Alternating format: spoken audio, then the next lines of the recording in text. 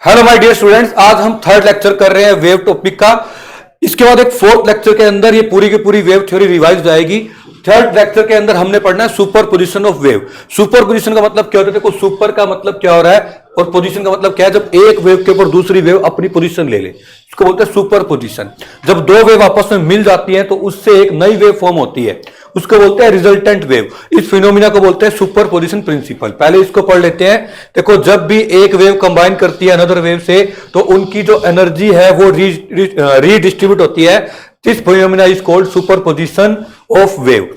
अब super position में क्या होता है बच्चों, जितनी भी वेव है उनके एम्पलीट्यूड जब ऐड होंगे, एम्पलीट्यूड का मतलब होता है जो ये वाली चीज है इसको बोलते हैं एम्पलीट्यूड। तो नेट जो एम्पलीट्यूड होगा वो सबका क्या होगा? Vector sum. वेक्टर सम का मतलब क्या है बच्चों, वो अभी आप यहां पे समझोगे। जैसे कि मान के चलो बच्चों, मैं अगर कह दूं ये हमारे पास सारे फोर्स लग रहे हैं 40, 10 और 20, तो नेट फोर्स कितना आ जाएगा? 30। ये सुपर पोजिशन की वजह से आया है, मतलब कि वेक्टर सम बोलते हैं। ऐसे इसमें देखो, ये हमारे पास वेव थी। मैं कहता कि अगर ये वेव और ये वेव आपस में कंबाइन करेंगी तो आप देखो, इस वेव का तो बॉटम पॉइंट चल रहा है, डाउनफॉल चल रहा है, इसका अप चल रहा है, तो 4 में से 2 को माइनस करना पड़ेगा। ऐसे ही ये जब इससे कंबाइन करेगी, ये 3 है और ये क्या है हमारे पास 4, ये उल्टा है, तो अब इसका रिजल्टेंट और कम आएगा। 4 में 3 गए, क्या आएगा? 1। अब ये दोनों कंबाइन करेंगी तो देखो, इसका भी टॉप पॉइंट चल रहा है, इसका भी क्या चल रहा है? Top point. तो 3 और 2 क्या होगा? 5। बस ये कह रहे हैं कि मतलब एक ऊपर और दूसरा भी ऊपर तो ऐड करो, एक ऊपर एक नीचे हो तो माइनस करो। इस तरह के प्रिंसिपल को बोलते हैं सुपर पोजिशन प्रिंसिपल। मतलब कि अगर सभी की सभी वेव आपस में कंबाइन करती हैं तो रिजल्टेंट वेव का जो डिस्प्लेसमेंट होगा वो वेक्टर सम होगा displacement of all the wave. सारे वेव अलग अलग होंगी, उनके क्या होगा? वेक्टर सम के इक्वल होगा रिजल्टेंट वेव का डिस्प्लेसमेंट। आगे बढ़ रहे हैं बच्चों, ये जो वेव का कंबाइन होने वाली थ्योरी पढ़ी है हमने, इसके अकॉर्डिंग क्या होता है हमारे पास? इसके अकॉर्डिंग हमारे पास, एक बार फैन ऑफ करना है।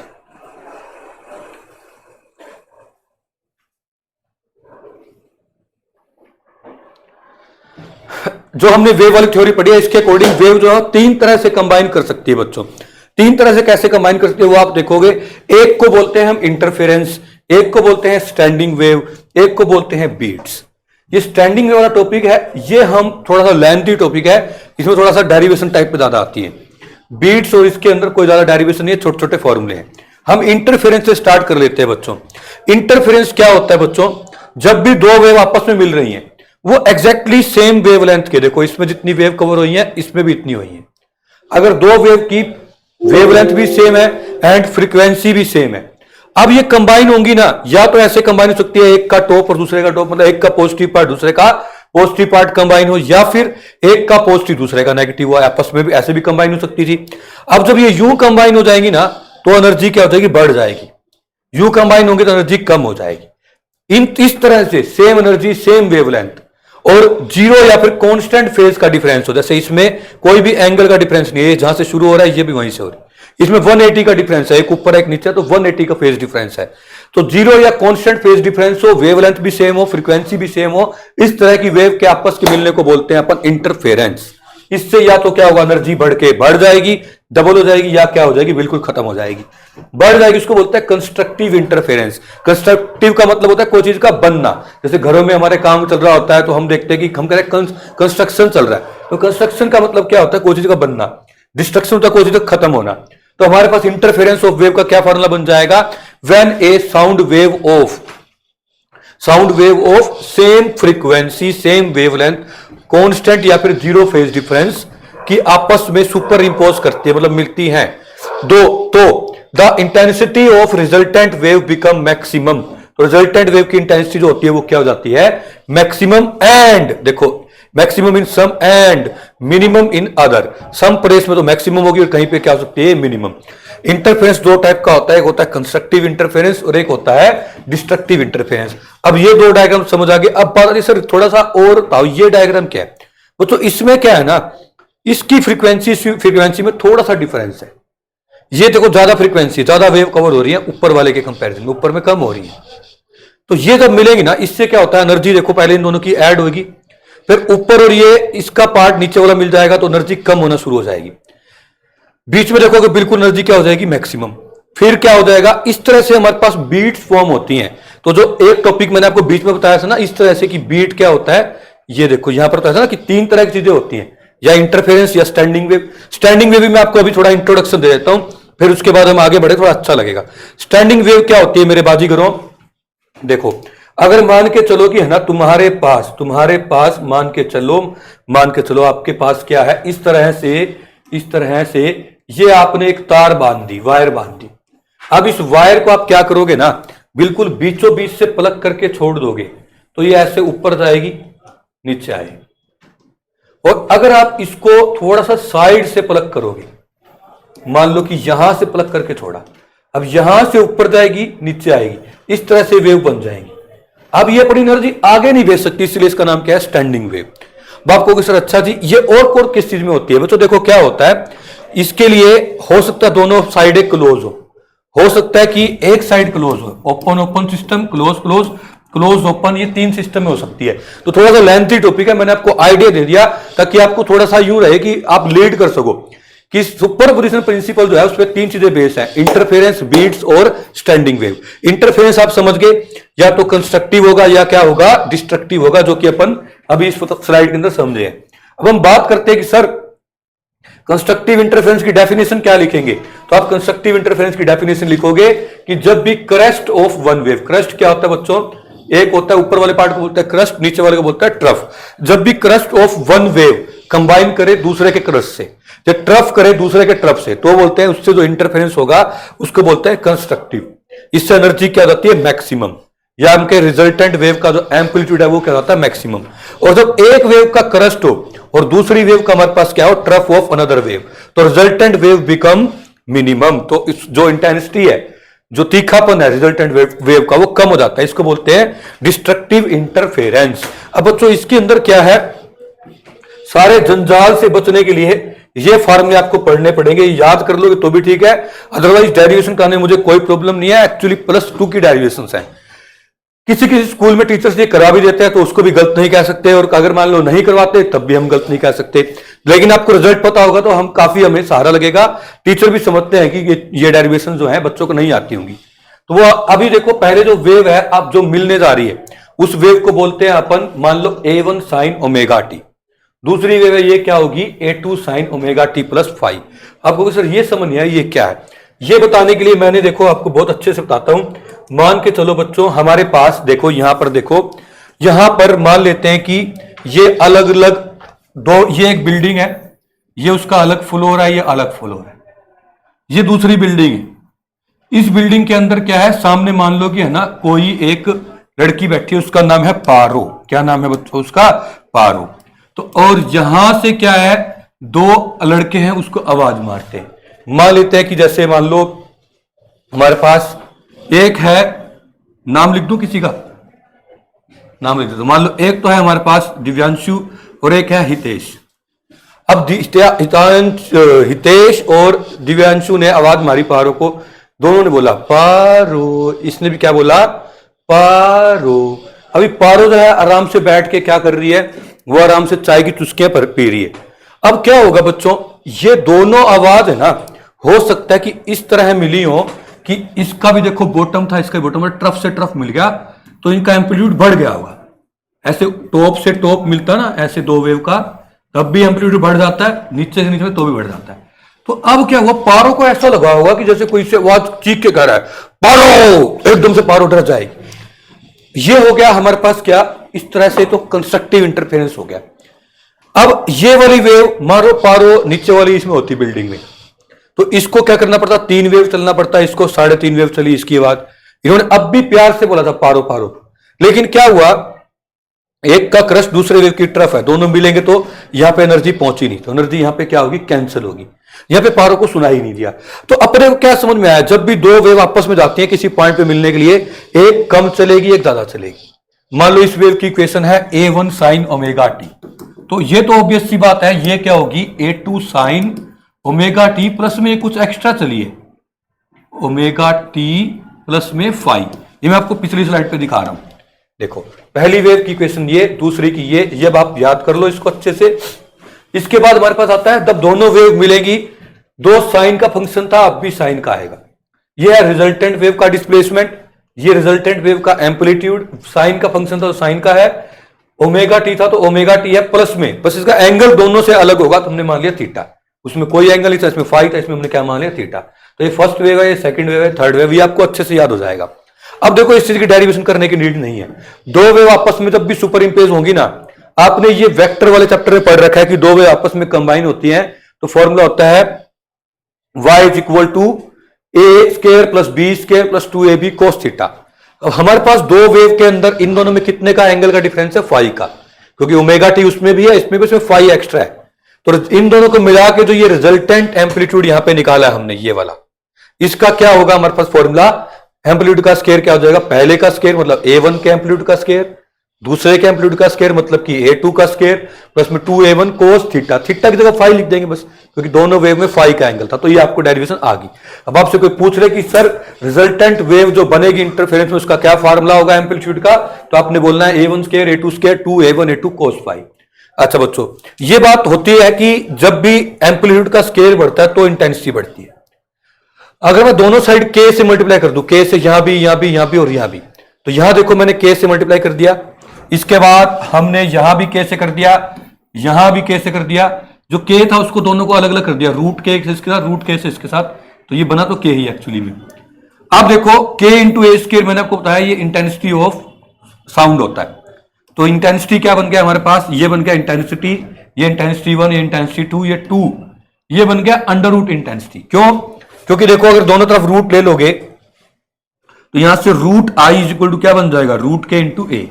अब यहां देखो रूट के भी है और एक किस्म का एम्पलीट्यूड भी है, फर्स्ट वाले का इसलिए क्या बन गया रूट i1, ऐसे ही ये क्या बन गया रूट i2, ये बन गया हमारे पास cos phi.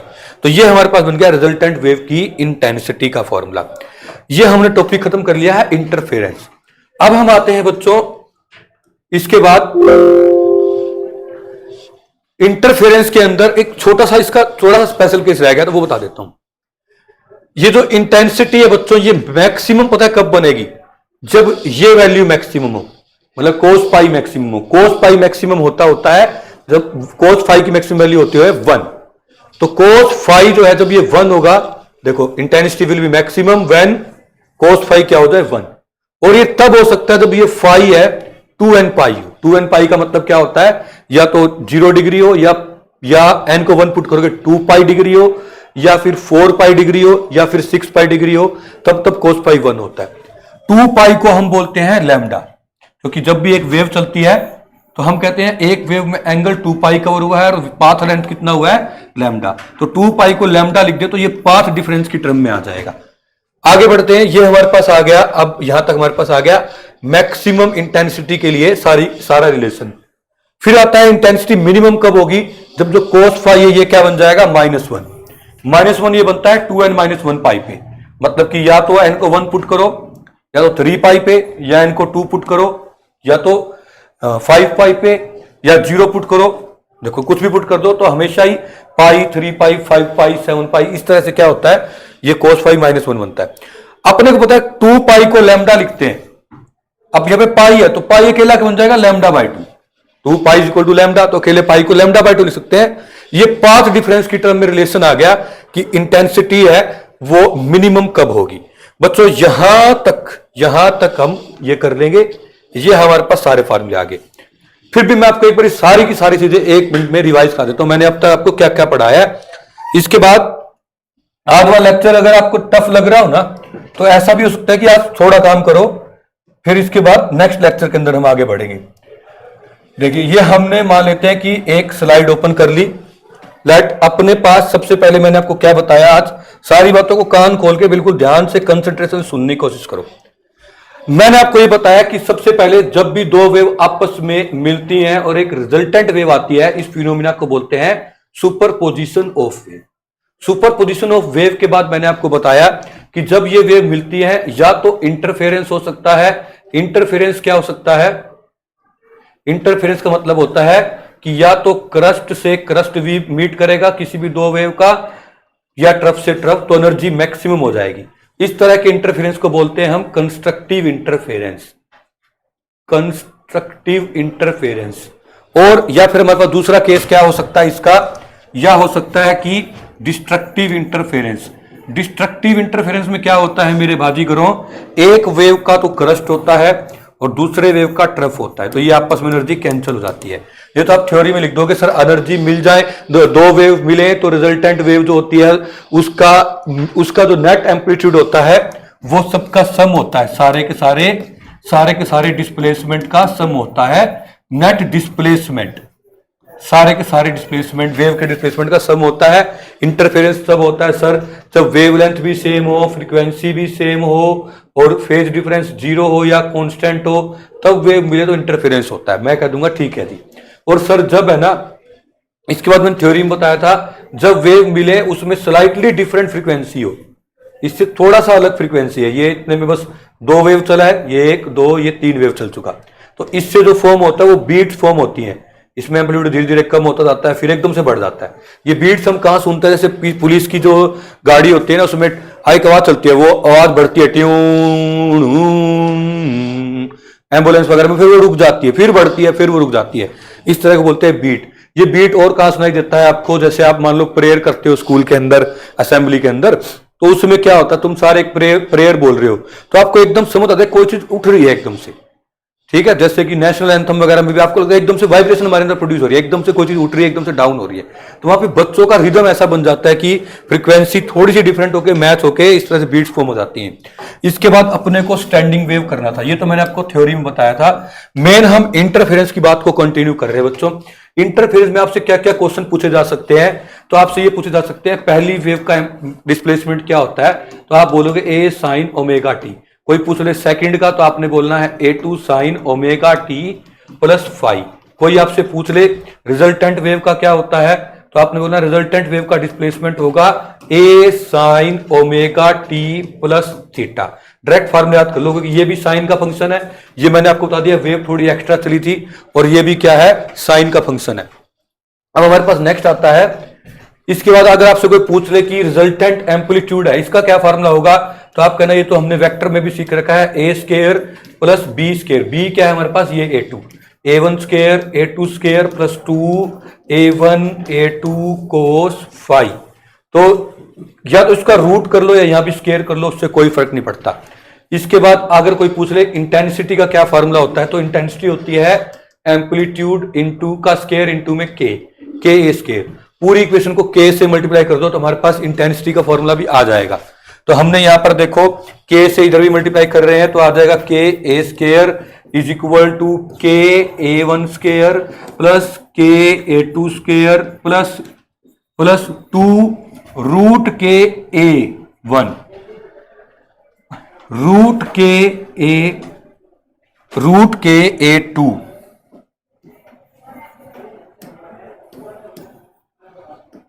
Root K A two cos five.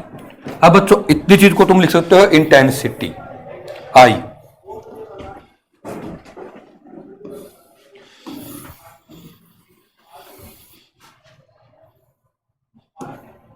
इतनी चीज को हम लिख सकते हैं इंटेंसिटी आई, इसको लिखते हैं इंटेंसिटी आई वन क्योंकि फर्स्ट वेव का एम्पलीट्यूड का ए वन का स्केयर है, इसको लिख सकते हैं इंटेंसिटी टू, इसको लिख सकते हैं टू, ये अंडर रूट आई वन है बन गया, ये बन गया अंडर रूट आई टू, इकट्ठा लिख दिया under root I one I two, ये इकट्ठा लिख दिया कोस फाइव। अब बच्चों ये आपके पास कितने फार्मूले आ गए, देखो एक दो तीन, एक ये चार और एक ये पांच। अब बस आपसे दो चीजें और मैं आपसे वो करूंगा कि आपको आनी चाहिए। इंटेंसिटी मैक्सिमम कब होगी, जब कोस फाइव कितना हो जाएगा वन, इसको बोलते हैं कंडीशन फॉर मैक्सिमा। कोई पूछ ले मैक्सिमम कब होगा, हो सकता है आपसे पूछ ले कि cos फाइव की वैल्यू कितनी हो तो आपको बोलना पड़ेगा 1। हो सकता है आपसे पूछ ले फाइव की वैल्यू कितनी हो तो आपने बोलना है 2n पाई। हो सकता है आपसे पूछ ले पाथ डिफरेंस कितना हो, पाथ डिफरेंस वेवलेंथ की टर्म में होता है, हर 2 पाई का ये होता है फेज डिफरेंस, फेज कितना हो 2n पाई का, फेज लिख देता हूं। अगर कोई तुमसे पूछ ले फेज डिफरेंस कितना हो दो वेव में, तो आपने बोला 2n पाई होगा, तब तक कंस्ट्रक्टिव इंटरफेरेंस बनेगा। तो ये कंडीशन फॉर मैक्सिमा आ गई। मैक्सिमा को क्या बोलते हैं, कंस्ट्रक्टिव इंटरफेरेंस। तो अगर इसके अंदर आ गया हमारे पास ये 2n पाई और पाथ डिफरेंस कितना आ जाएगा, तो आपने बोलना है x इज इक्वल टू 2 पाई को बोलते हैं 1 लैम्डा, तो बन जाएगा ये n इंटू लैम्डा। ऐसे ही ये तो ये इसका पार्ट ही है, मतलब ये इसके बेबी स्टेप हैं कि ये इंटेंसिटी मैक्सिमम कब होगी, जब cos फाई 1 होगा, और ये इंटेंसिटी मिनिमम कब होगी, ये आ जाए तो जब cos फाई कितना हो जाएगा मेरे बाजीगरों, -1। और ये -1 कब हो सकता है, 2n - 1 पाई पे। तो यहां पे n जो है वो 1 2 3 से आएगा। किसी किसी बुक में यहां पे प्लस का सिंबल होता है, तो प्लस का होगा तो जो n है वो 0 1 2 3 से आएगा, क्योंकि पहला जो cos फाई माइनस होता है पाई पे, पाई डिग्री पे होता है। तो अगर तुम यहाँ पे n+1 लिख रहे हो तो यहां से n0 शुरू करना, पहले माइनस लिख रहे हो तो n1 से लिखना, दोनों एक ही बात है। तो ये आ गया। कोई तुमसे पूछ ले डिस्ट्रक्टिव इंटरफेरेंस की कंडीशन क्या है, तो आपने बोलना है, इसकी हेडिंग बोल देनी, ये मिनिमा की कंडीशन है या फिर किसकी कंडीशन है, डिस्ट्रक्टिव इंटरफेरेंस की। कोई पूछ ले cos फाई कितना होना चाहिए, आप कहना -1। कोई पूछ ले एंगल कितना होना चाहिए, फेज डिफरेंस कितना होना चाहिए, तो आप कहना 2n+1 पाई, जो n है वो 1 2 3 4 से स्टार्ट होगा, सॉरी 0 इससे स्टार्ट होगा, या अगर माइनस होता तो n यहां से स्टार्ट होता। कोई बोले डिस्ट्रक्टिव इंटरफेरेंस के पाथ डिफरेंस कितना होना चाहिए, तो आपने बोलना है x = ये तो पढ़ा रहने दो, लैम्डा को लिख दो, पाई को लिख दो λ/2, क्योंकि 2 पाई जो है वो होता है लैम्डा, अकेला पाई कितना हो जाएगा, λ/2। तो x आ जाएगा 2n+1 पाई/2। ये हमारे पास जो इंटरफेरेंस की है वो कंप्लीट ऑल थ्योरी कर ली हमने। इसके बाद इन सब चीजों की डेरिवेशन भी हो सकती थी, पर अभी वो आप इस लेवल तक आप तक आता नहीं है। अभी इतना कर लेते हैं, नेक्स्ट लेक्चर के अंदर हम समझेंगे स्टैंडिंग वेव को।